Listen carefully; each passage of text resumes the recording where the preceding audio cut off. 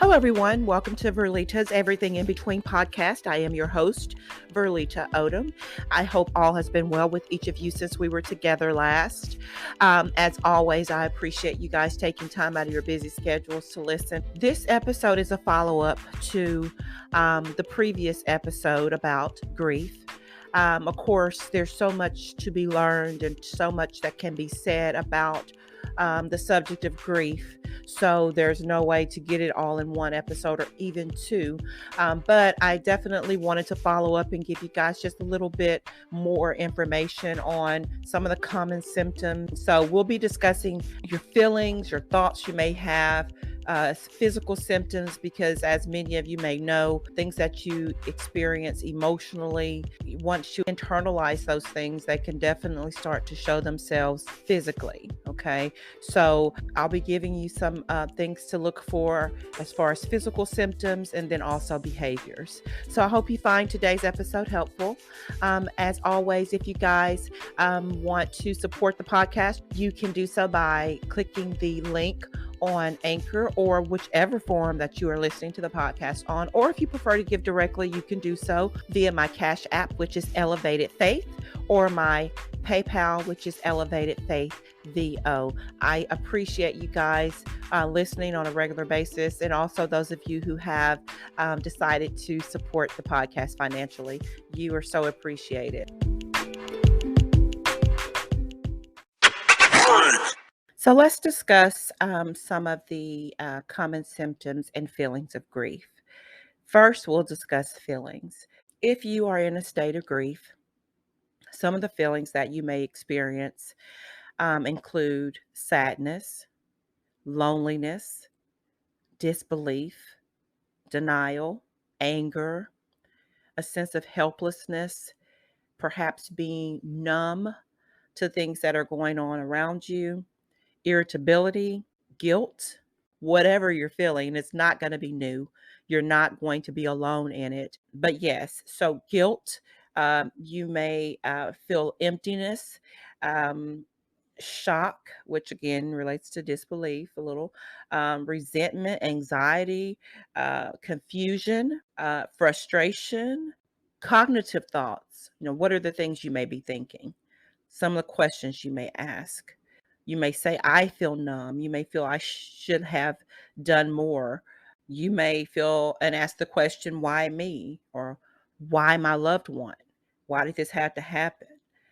You may feel like you just can't handle the things around you. And you may make those statements. I just can't handle this. I can't handle things. I can't concentrate. I feel so scared and alone. What's going to happen to me? You definitely have that thought if the person who passed was perhaps the primary caregiver for you, or if that person was the primary breadwinner in the household.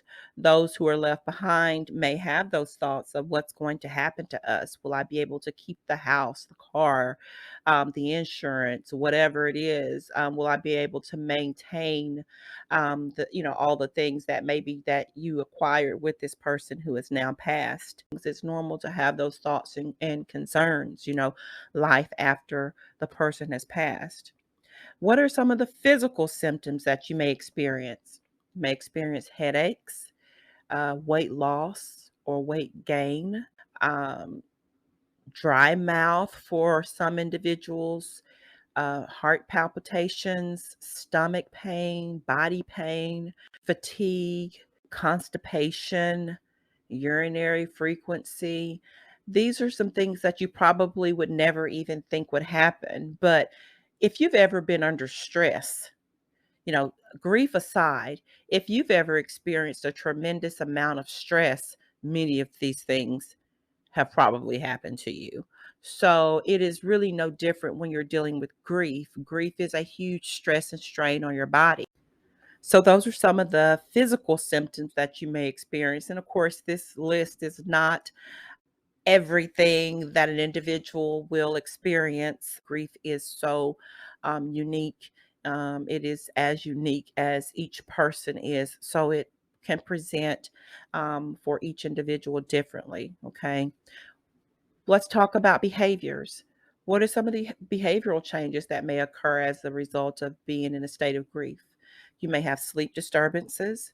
And I know I can speak to that personally because when my mother passed nearly a year ago, um, my sleep pattern changed. And to this day, 11 months later, my sleep pattern has still not um, returned to what it was. Um, so, yes, definitely sleep disturbances.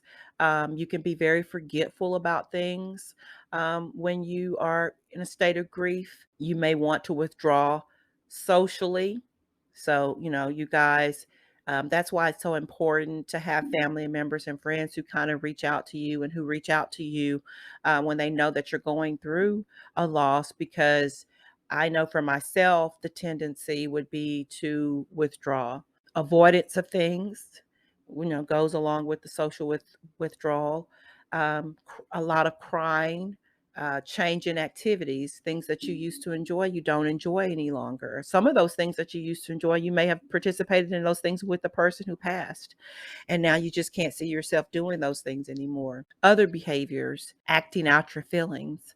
Some people, again, become irritable, short tempered, may throw things, break things, be very destructive verbally in relationships, even physically. Of course, that's a whole other issue that you would have to deal with. But people, when they're grieving, everyone handles that differently. And it's important that we all handle it in what I would say a healthy manner. Yes, you may do some things that you've never done before, but when I said in the last episode, you don't want to get lost in your grief. If you find yourself doing things, being violent, drinking, abusing alcohol, abusing drugs, those are things that you're lost. You're lost. And that's what you don't need. So you have to really be careful and watch that. That's why I said in the previous episode, always being self aware.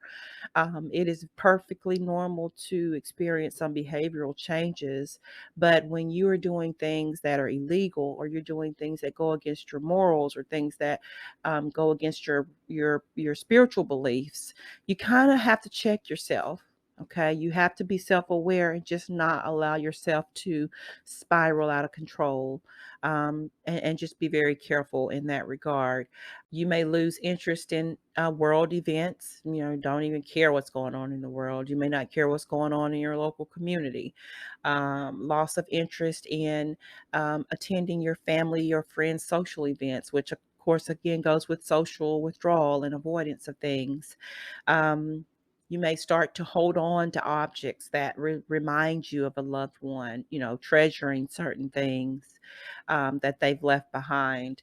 Um, so, those are some of the behaviors that you may experience or see other people go through. And again, I can say that behavioral changes are normal.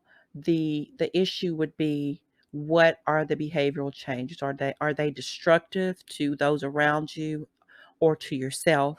If the answer is yes, then it's time to go talk with someone about your grief. A few things you can do for a grieving friend. I'll discuss that after the break.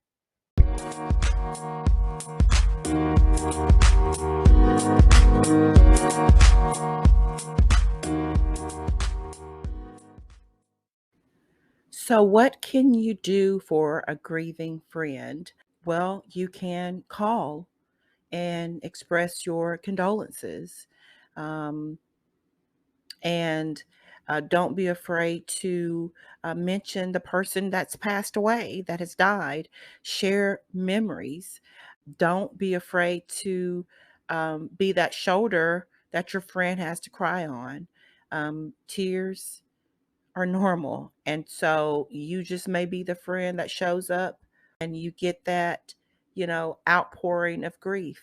Don't feel like you have to say a ton of words during those moments. Sometimes even silence is enough to because they just want to know that you're there and that you care. Most professionals, most research will say that you shouldn't tell the person, "Hey, I know how you feel," because obviously we've all lost someone, we've all gone through grief, but everyone's grief is personal, and so they don't recommend you say, "Hey, I know how you feel." Um, but what you can say is, "I don't know how you feel, but I can tell you how I felt when I lost my mom, my dad." And by you sharing your experience, um, I think it probably likely frees them up to then open up and share theirs as well, gives them something to relate to and to tag on to. Take food over.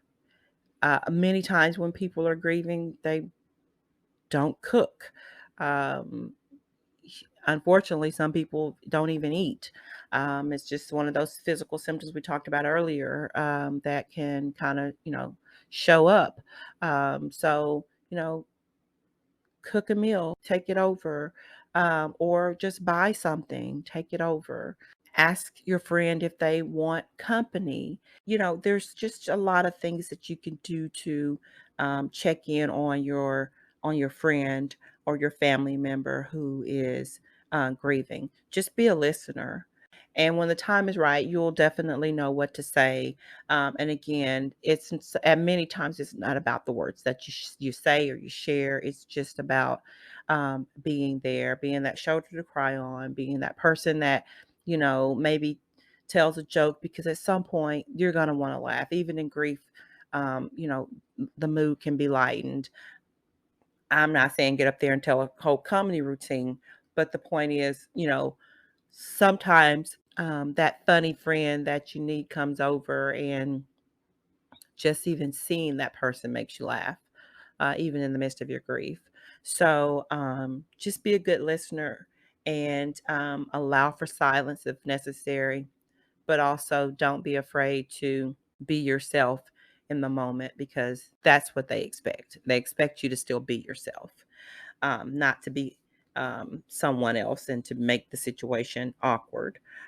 Be loving. Maybe choose certain days of the week to go over holidays. And I know right now the holidays are coming up. That's going to be a very difficult time for many people who are facing a holiday season without their loved one. And it doesn't matter if you lost your loved one during that year or if they passed 5 years ago. If the holiday season was always a special time of the year with that particular person, the holidays are going to remind you of that person. For some people, it does bring about a sadness because they are missing someone who was dear to them.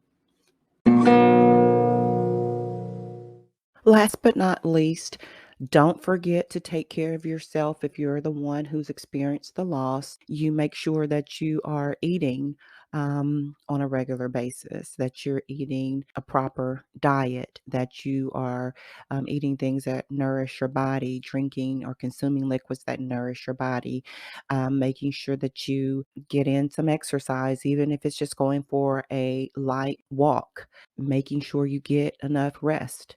And of course, all of those things can be super hard when you are grieving, because you might have sleep disturbance as you're trying to get your sleep.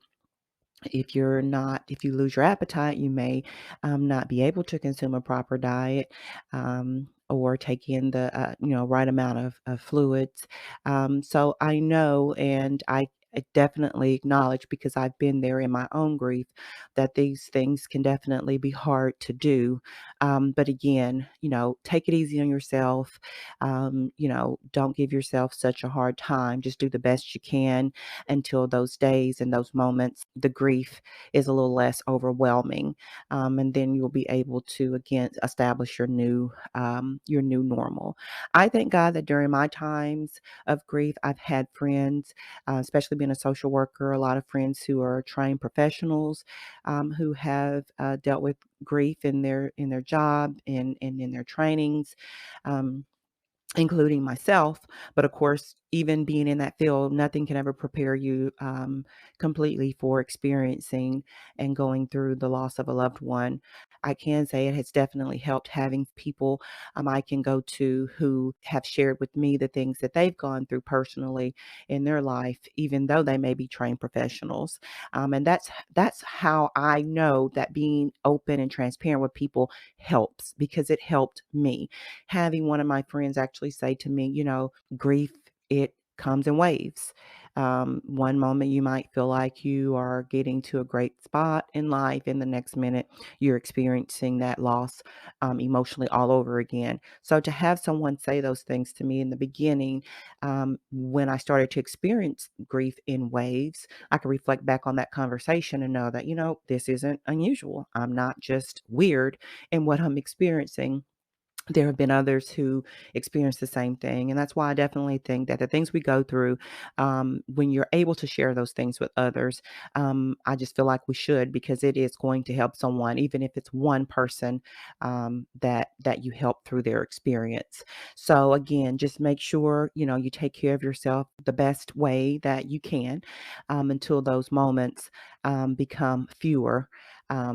And you're able to establish your new normal. If you have any questions or comments based on the information that was discussed on today's episode, please feel free to leave me a voicemail message. You can do that by clicking the link on Anchor. If you are listening to the podcast on a different forum like Google Podcast, Apple Podcast, Spotify, Overcast, Castbox, there's always going to be a link that will link you back to Anchor, so that you can leave a message. If you prefer to email me, you may do so at only1vlo2@gmail.com. Again, that's only1vlo2@gmail.com. I really appreciate you guys being dedicated listeners. I hope that the information that you hear is always helpful to you. If you have any episode suggestions for the future, you can leave that on the voicemail or email me. Again, thanks for taking time out of your busy schedules to listen. And again, thank you for everyone who has chosen to show your support by listening and also by donating. Until next time, you guys, be well.